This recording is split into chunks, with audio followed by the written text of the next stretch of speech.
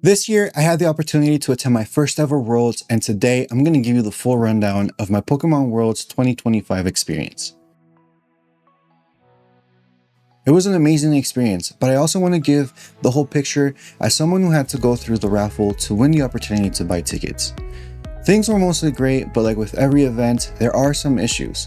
And yes, I'm talking about scalpers and not getting into the arena to watch the finals. Oh, and I also caught the post-World flu.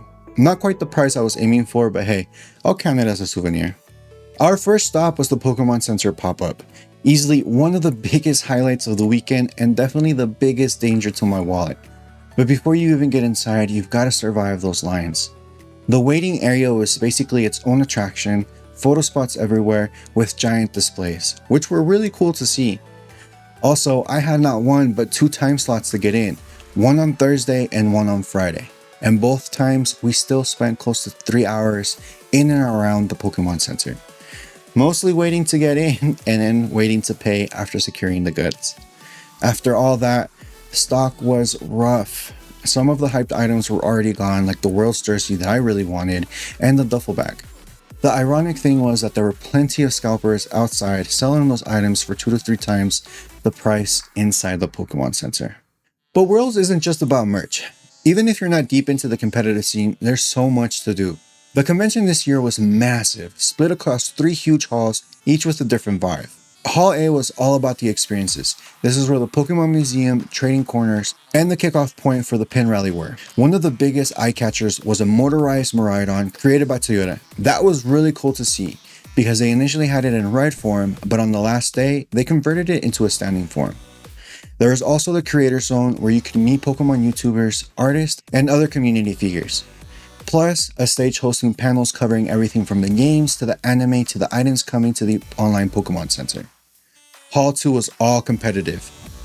This is where all the Pokemon Go, TCG, BCG, and Unite matches were held. This is also where the main stage was. The main stage showed stream feature matches on huge screens. Hall 3 was focused on interactivity. There was an AR Pokemon Go experience, a demo for Legends CA, vendor stalls, and other activities you could participate in. Vendors included Build-A-Bear, Bandai, and others selling collectibles, plushies, and rare Pokemon cards. The scale of the convention was insane. Another highlight for me was trying out Legends CA. At first glance, it feels very similar to Legends Arceus with that open world exploration style, but it leans more into being an RPG. I don't know, initial thoughts, I like it. I did pre-order the game a couple days ago before coming to World, but initially the game is running really well on Switch 2 hardware, and I'm excited for it. From what little we saw, it looked good, it looked fun, and yeah, it's going to be a very different experience from what we're used to, and I'm excited. I think this is what they were trying to do with Legends Arceus, and yeah, I don't know, I'm excited for the future of Pokemon for sure. The game makes you feel like you're stepping into an actual adventure, and honestly, it's the closest I've ever felt playing Pokemon the way I always imagined it as a kid. The atmosphere, the pacing, and the way you interact with the world, it feels so much closer to how Pokemon is portrayed in the anime. Battles aren't fully turn-based anymore. They feel more fluid and involved and like you're actively part of the fight instead of just selecting moves.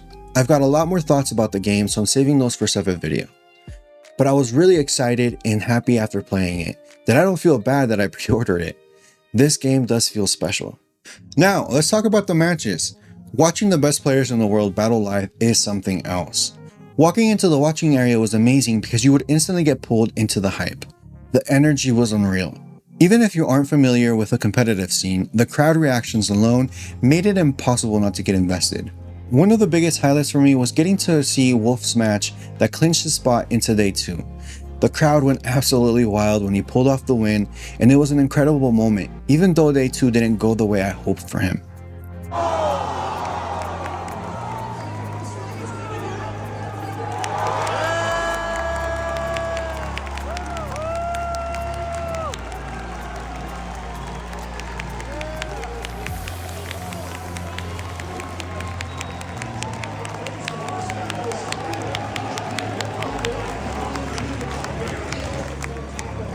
I also made sure to catch the semifinals, and wow, the scale of the crowd and the intensity of those matches took it to a whole nother level. Then finals day hit, and this is where things got tricky.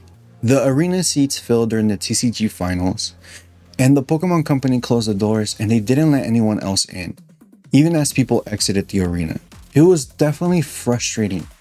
Although they tried explaining that the fire marshal was the one who made that decision, it still felt like planning left a lot to be desired. I hope they learn from this. The good news is that next year's Worlds is supposed to have an option to buy finals arena seats in advance. Even though I ended up in the overflow area, it was still an amazing time. Everyone was on their feet during the big moments, reacting and celebrating together. The energy was contagious. In the end, it didn't matter where we were watching from because the community carried the whole experience. It was a reminder that Worlds is about being with people who love Pokemon as much as you do. Everywhere you looked, there was this incredible shared love of Pokemon. From cheering for your favorite competitive player to trading cards with someone from halfway across the world or appreciating a cosplay, you'll feel the energy instantly. Even if you're not a hardcore competitor, you'll feel like you belong.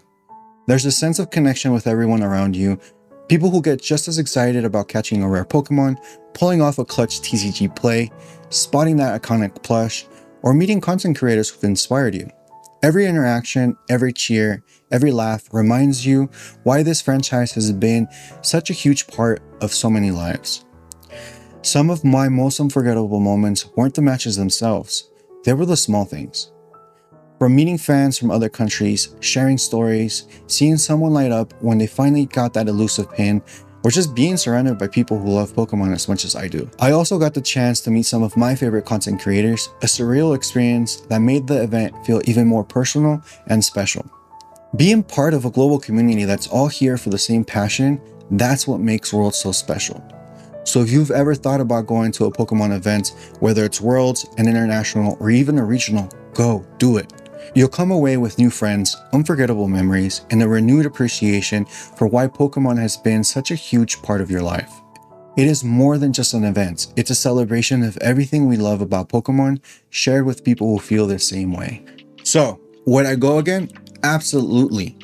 Pokemon Worlds is one of those experiences that stay with you long after the event ends. The friendships, the shared excitement, and even the little moments make it unforgettable.